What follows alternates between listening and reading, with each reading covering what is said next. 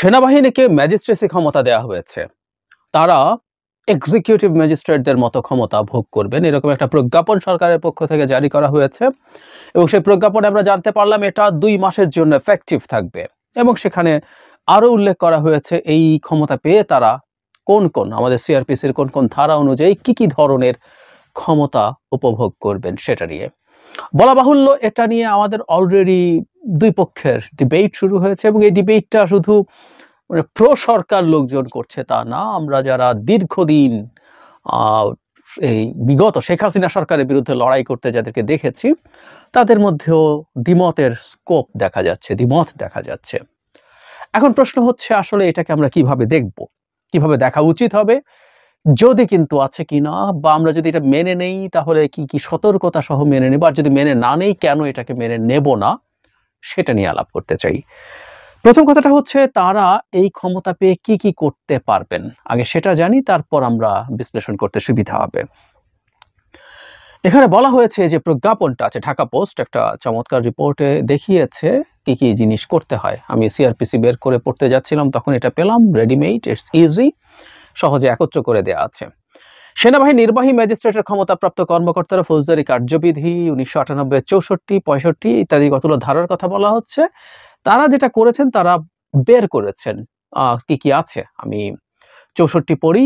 ম্যাজিস্ট্রেটের উপস্থিতিতে অপরাধ সংগঠনকারী ব্যক্তিকে গ্রেপ্তার করার বা গ্রেপ্তারের নির্দেশ দেওয়ার মতো হেফাজতে রাখার ক্ষমতা। 65 বলছে গ্রেফতারি পরোয়ানা জারি করতে পারে। আমি খুব অল্প করে শর্টলি বলি, না হয় অনেক বেশি সময় লেগে যাবে। 83, 84, 86 এগুলোকে বলা হচ্ছে ওয়ারেন্ট অনুমোদন করার ক্ষমতা বা ওয়ারেন্টের অধীনে গ্রেপ্তারকৃত অভিযুক্ত ব্যক্তিকে অপসারণের আদেশ দেওয়ার ক্ষমতা।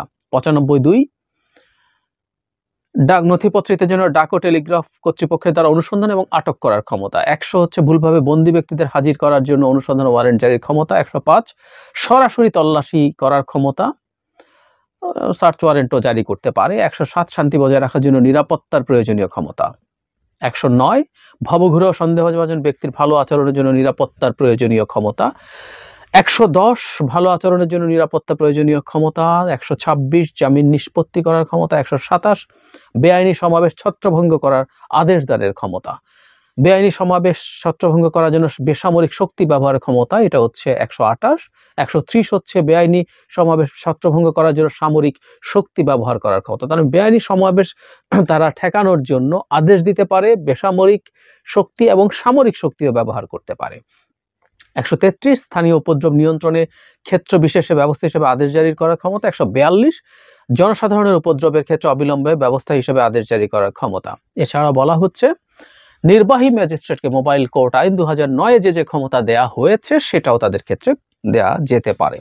তার মানে নির্বাহী ম্যাজিস্ট্রেট যে ধরনের ক্ষমতা পাবে, সেনাবাহিনীর কমিশনড অফিসাররা সেই ক্ষমতা পাবেন। এখন ডিবেটটা কোন জায়গায়? ডিবেটটা হচ্ছে সেনাবাহিনীকে আমরা প্রশাসনিক ক্ষমতা দেব কিনা, এর মধ্যে কিছু বিচারিক ক্ষমতাও আছে। কারণ মোবাইল কোর্ট আসলে একটা বিচারের ব্যাপার, যেটা নিয়ে আমরা দীর্ঘদিন সমালোচনা করেছি। এক্সিকিউটিভ ম্যাজিস্ট্রেটরা, প্রশাসনিক ম্যাজিস্ট্রেটরা কোনোদিনও বিচার করার ক্ষমতা পেতে পারেন না, এটা অসাংবিধানিক। আমাদের বিচার বিভাগ পৃথকীকরণ নিয়ে আমাদের যে সংবিধানের আর্টিকেল 22 সেটার সাথে সরাসরি সাংঘর্ষিক, সুতরাং এটার প্রতিবাদ আমরা করেছি। এবং আমি অন্তত প্রাথমিকভাবে এই কথাটা বলে রাখতে চাই, সেনাবাহিনী যেন মোবাইল কোর্টের ক্ষমতাটা, এটা দেয়া আছে যেহেতু তাদের প্রশাসনিক ম্যাজিস্ট্রেটের যা যা ক্ষমতা তাই তারা পাবেন, সেই ক্ষেত্রে মোবাইল কোর্টের ক্ষমতাও তারা পাবেন, তারা এই ক্ষমতাটা যাতে ব্যবহার না করেন সেটা সবচেয়ে ভালো হবে। কিন্তু এখন তাদেরকে প্রশাসনিক ম্যাজিস্ট্রেটের ক্ষমতাটা কেন দিতে হলো? আমরা জানি মিলিটারিকে এর মধ্যে যে ডিপ্লয় করা হয়েছে, বা শেখ হাসিনাও যখন তাদেরকে ডিপ্লয় করেছিলেন, সেটা হচ্ছে in assistance two civil administration. আমরা খেয়াল করব মিলিটারি যেখানেই গেছে, এমনকি এই গণ অভ্যুত্থানের সময় একটা জায়গায় গুলির আদেশ দিতে দেখা যায়, এবং সেখানেও একজন প্রশাসনিক ম্যাজিস্ট্রেটের নির্দেশে সেনাবাহিনী গুলি করেছিল। তাহলে সেটা যেহেতু ছিল, তার মানে তাদের স্বাধীন সত্তা ছিল না, তারা তাদের মতো করে কোনো সিদ্ধান্ত নিতে পারতেন না। আমাদের মনে থাকার কথা, যখনই নির্বাচন আসে আমরা তখন একটা আলাপ অনেকে করতাম যে সেনাবাহিনী যদি ডিপ্লয় করতেই হয় সেটাকে ম্যাজিস্ট্রেসি পাওয়ার দিয়ে করা উচিত।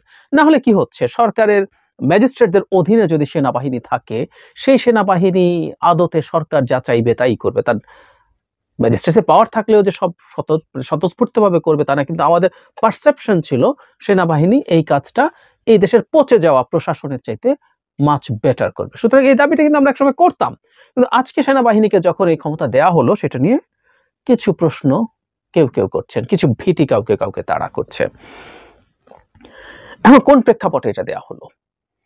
আমি অন্তত বহুবার বলেছি, যেহেতু পুলিশ যথেষ্ট কার্যকরী হয়ে ওঠেনি এবং পুলিশ কার্যকরী হয়ে উঠতে দীর্ঘ সময় লাগবে, মানে কাজ চালানোর মতো দক্ষতা এবং আত্মবিশ্বাস, পুলিশের মূল ল্যাক করছে আসলে আত্মবিশ্বাস, সেটা ফিরে আসতেও বেশ কয়েক মাস লেগে যেতে পারে। কিন্তু এই মুহূর্তে দেশ একটা খুবই জরুরি অবস্থার মধ্য দিয়ে যাচ্ছে এবং দেশের অভ্যন্তরীণ নিরাপত্তা যদি বিঘ্নিত হয়, সেই বিঘ্ন আমাদের রাষ্ট্রের সার্বভৌমত্বকে ঝুঁকির মধ্যে ফেলতে পারে, খুবই সম্ভাবনা আছে। এর মধ্যে আমরা যোগ করব, বাংলাদেশে হিন্দু টর্চার্ড হচ্ছে, এই ধরনের ন্যারেটিভ তৈরির চেষ্টা দেশের বাইরে থেকে হচ্ছে, দেশের ভেতরে থেকে হচ্ছে, কেউ কেউ বলার চেষ্টা করছেন।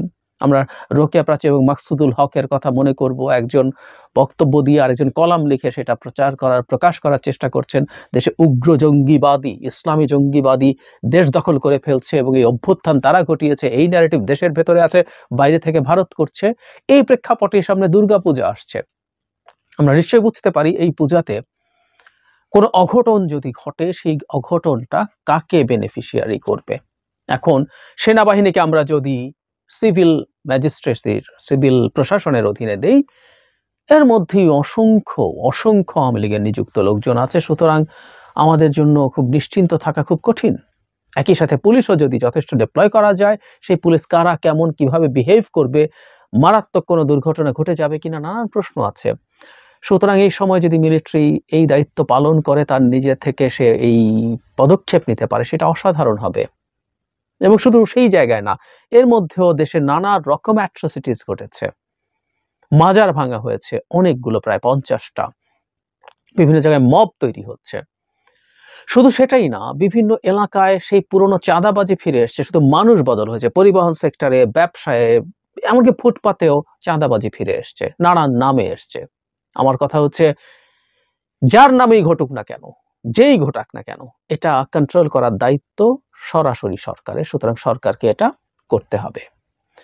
সুতরাং আমি আমার টেক বলছি, সেনাবাহিনীকে এই দায়িত্ব দেয়া, ম্যাজিস্ট্রেসি পাওয়ার দেয়া, আমি স্ট্রংলি সমর্থন করি, খুব স্ট্রংলি সমর্থন করি। কিন্তু একটা কিন্তু আছে, কিন্তুটা হচ্ছে সেনাবাহিনীকে সতর্ক থাকতে হবে। আমরা নিশ্চয়ই জানি সেনাবাহিনীর আসলে পুলিশের কাজ বা ম্যাজিস্ট্রেটের কাজ করার জন্য সেনাবাহিনীর ট্রেনিং দেওয়া হয় না। ঠিক এই পয়েন্টে আমি ইভেন র্যাবে, সশস্ত্র বাহিনী থেকে অফিসারদেরকে আনা, জওয়ানদেরকে আনার শক্ত ক্রিটিক করেছি দীর্ঘদিন। তার ট্রেনিং কোনোভাবে সেটা না। পুলিশও গুলি করে, সেনাবাহিনীও গুলি করে, কিন্তু দুজনে গুলি করার ধরন ভিন্ন, উদ্দেশ্য ভিন্ন। যদি আমাদের দেশে পুলিশকে সেনাবাহিনীর মতোই শুট টু কিল করা হয়েছে, গুলি করে মেরে ফেলার জন্য, সেভাবেই ট্রেন করে ফেলা হয়েছিল, কিন্তু মানে পুলিশের কাজ কোনোভাবেই সেটা ছিল না। একই সাথে অপরাধ তদন্ত, অপরাধী খুঁজে বের করা, তাদের নেটওয়ার্কের হদিস পাওয়া, তাদের কিভাবে সবার সবকিছু মেনটেন করে, সোর্স থাকা, এই কাজগুলো আসলে পুলিশের দায়িত্ব। এবং দীর্ঘদিন পুলিশ কাজ করে এই ঘটনাগুলো, তাই দক্ষতা তাদের অর্জন করতেছে এবং তারা সেই দক্ষতা তাদের আছে। এবং তাত্ত্বিকভাবে অন্তত পুলিশের খুব যত সম্ভব কম বল প্রয়োগ করে সিচুয়েশন হ্যান্ডেল করার ট্রেনিং থাকার কথা। কিন্তু সেনাবাহিনী এই কাজের জন্য ট্রেন না। তার কাজ হচ্ছে শত্রুকে, মানে পুলিশ যাকে ফেস করে, শেখ হাসিনা বানিয়েছে জনগণকে পুলিশের শত্রু, কিন্তু জনগণ আসলে পুলিশের শত্রু ছিল না। পুলিশ ওই মাটির সন্তান, জনগণ ওই মাটির সন্তান। কখনো কখনো যদি প্রয়োজন হয় পুলিশ বল প্রয়োগ করে তাদেরকে নিবৃত্ত করবে, সেটাই ছিল কথা। কিন্তু সেনাবাহিনী হচ্ছে এক্সক্লুসিভলি শত্রুকে ফেস করার জন্য। আমাদের সেনাবাহিনী লাগবে একটা যুদ্ধে, সুতরাং সেনাবাহিনী তাকে ডিল করবে সর্বশক্তি দিয়ে তাকে হত্যা করার উদ্দেশ্যে। সুতরাং সেনাবাহিনী যখন এই দেশের মানুষদের সাথে কাজ করতে আসবে, সিভিলিয়ানদের সাথে কাজ করতে আসবে, নিজ দেশের মানুষের সাথে কাজ করতে আসবে, তাদেরকে খুবই সতর্ক থাকতে হবে। এর মধ্যে দুটো ঘটনা ঘটে গেল, একটা নিয়ে আমি আগেই ভিডিও করেছি এক্সক্লুসিভলি, সেটা হচ্ছে যৌথ বাহিনীর অভিযান শুরুর পর দুজন মানুষ সেনাবাহিনীর বা যৌথ বাহিনীর কাস্টাডিতে মারা গেছে, গতকালও আরেকজন মারা গেছে। ময়মনসিংহ যৌথ বাহিনীর অভিযানে আটক যুবদল নেতার মৃত্যু। আগের দুজন আওয়ামী লীগের ছিল, এটা যুবদলের, সম্ভবত যুবদলের ছিল। আটক হওয়ার পর কাস্টাডিতে মারা গেছে।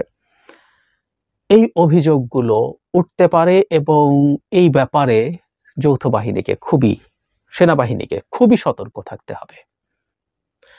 আমরা এই বাংলাদেশে আর একটা বিচার বহির্ভূত হত্যাকাণ্ড চাই না। আওয়ামী লীগেরও কারো বিচার বহির্ভূত হত্যাকাণ্ড চাই না, কারো উপরে কোনো অন্যায় চাই না। সুতরাং আমি আহ্বান জানাবো, তারা তাদের সর্বোচ্চ সহনশীলতা দেখাবেন, দেখিয়ে তারা এই জায়গাগুলোর ক্ষেত্রে সতর্ক থাকবেন যাতে একটা ঘটনাও না ঘটে। এটা শুধুমাত্র আমাদের দেশে মানবাধিকার লঙ্ঘিত হচ্ছে, আমরা এটা পছন্দ করি না, ব্যাপারটা এরকম না। বহুবার বলেছি বাংলাদেশের উপরে নজর আছে সারা পৃথিবীর। সুতরাং এই সময় তাদের সতর্কতা খুব জরুরি। এবং একটা দেশ অন্তত, ভারত, যদিও তারা এখন একটু ভিন্ন টোনে কথা বলছে, সেটা নিয়ে আমি কথা বলবো, কিন্তু এই ভিন্ন টোনে কথা বলুক না কেন, তারা সব সুযোগ সদ্ব্যবহার করার চেষ্টা করবে ফ্রম দের পার্ট। তারা তাদের এন্ড থেকে, তারা তাদের যত চ্যানেল আছে, তারা চেষ্টা করতেই পারে এগুলো সব কিছু বিভিন্ন গ্লোবালি ছড়িয়ে দেওয়ার জন্য। সতর্কতা খুবই জরুরি। শেষ কথা হচ্ছে, কেউ কেউ বলতে পারেন যে মিলিটারি এই ক্ষমতা পেলেই আমরা কি সেফ বোধ করব, পুলিশকে রিলাই করছি না, সিভিল ব্যুরোক্রেসিকে রিলাই করছি না, আমরা মিলিটারিকে কেন করবো? এই মিলিটারিও মোটা দাগে শেখ হাসিনার হাতেই তৈরি এবং এটাকেও ভেঙে ফেলার চেষ্টা তার দিক থেকে হয়েছে। যুক্তি আছে কথার, কিন্তু তারপরও এখানে একটা ইম্পর্টেন্ট প্রশ্ন আছে, সেটা হলো সেনাবাহিনী অতটা ধ্বংস করে ফেলা যায়নি যতটা সিভিল ব্যুরোক্রেসি এবং পুলিশকে ধ্বংস করা গেছে। কারণ সেনাবাহিনী প্রতিদিনের ক্ষমতায় থাকার জন্য কাজে লাগেনি।